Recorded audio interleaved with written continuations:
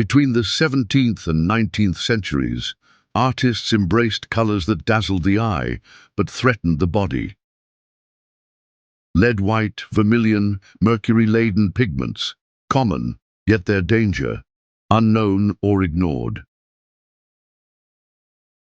Lead white, also called flake white or basic lead carbonate, was prized for its brilliant opacity and quick drying time.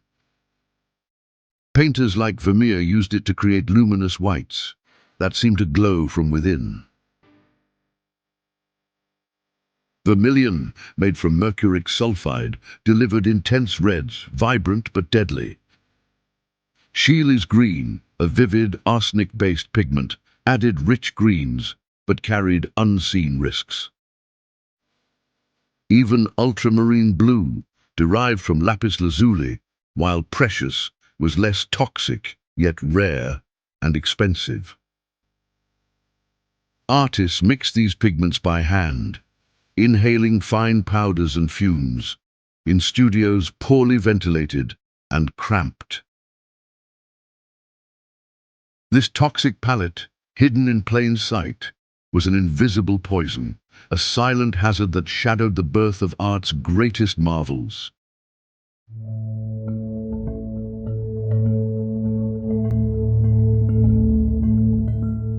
Painters such as Johannes Vermeer, Francisco Goya, and Amedeo Modigliani faced this silent adversary daily.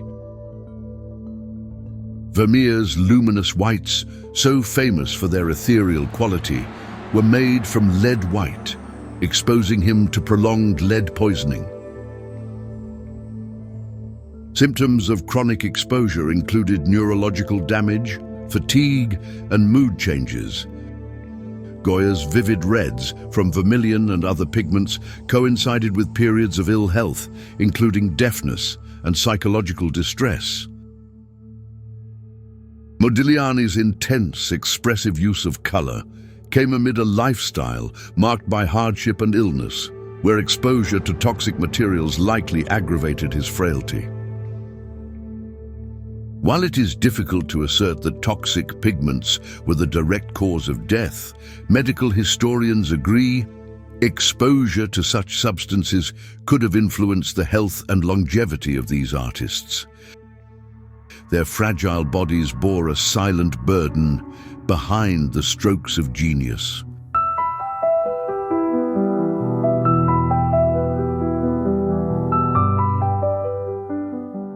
Did these toxic substances shape not only their health, but also their art?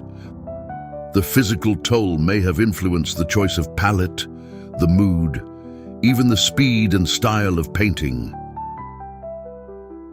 A painter weakened by illness or neurological effects might favor certain hues or express deeper emotional intensity. Art, in this sense, becomes a reflection of both spirit and body, a dialogue between fragility and expression. This unseen influence adds layers of complexity to how we interpret masterpieces, inviting us to consider the human condition etched in color and form.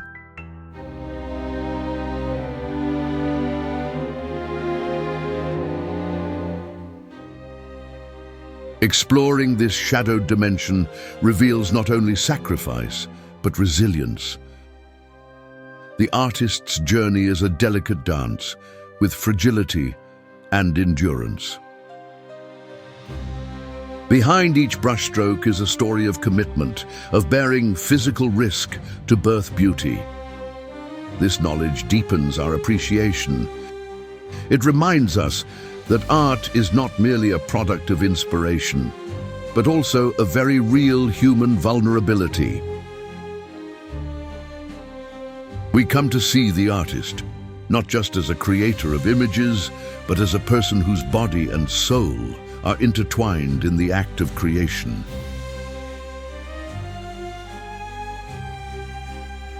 As we step back from the canvas, the mystery remains. How much of the beauty we revere was born from pain unseen?